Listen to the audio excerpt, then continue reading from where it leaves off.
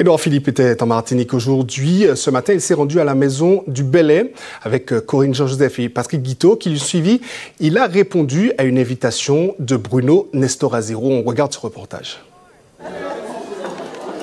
Il a voulu toucher de près la culture martiniquaise. L'ancien locataire de Matignon, transformé en tambouillé le temps d'une matinée à la maison du Belley.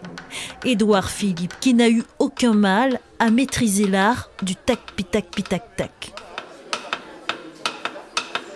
C'est une visite amicale, culturelle et chaleureuse. Et ça me va très bien. Vous savez, moi je suis maire. J'ai beaucoup d'estime pour les maires. Je suis maire du Havre. Quand je vois des collègues maires, j'aime bien parler avec eux. En général, on a les mêmes problèmes. Ils sont un peu différents en fonction des régions et en fonction des tailles de ville. Mais enfin, à la fin de la fin, c'est toujours des problèmes liés à comment est-ce qu'on satisfait les besoins de nos concitoyens. Et donc c'est toujours intéressant de parler avec des maires. C'est toujours intéressant d'apprendre de ce qu'ils vivent et de ce qu'ils disent. Un voyage de 24 heures en Martinique et pourtant, l'ex-premier ministre trouve le temps de répondre à l'invitation du maire de Sainte-Marie. Alors s'agit-il aussi d'une visite politique ?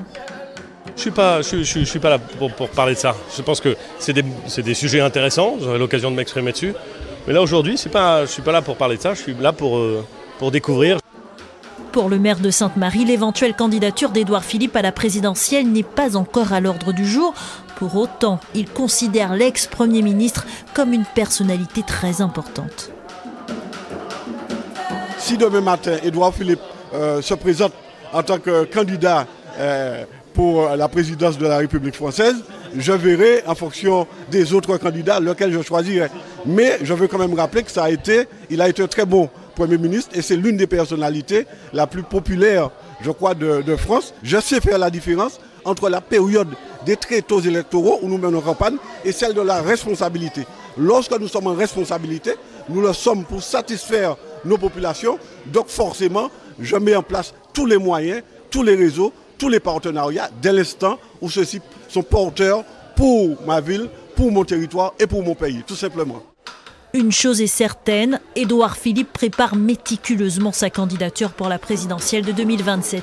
Il est d'ailleurs le favori des sondages pour succéder à Emmanuel Macron. C'est donc un fin stratège politique que Bruno Nestor-Azero a invité à sa ronde un potentiel futur président de la République.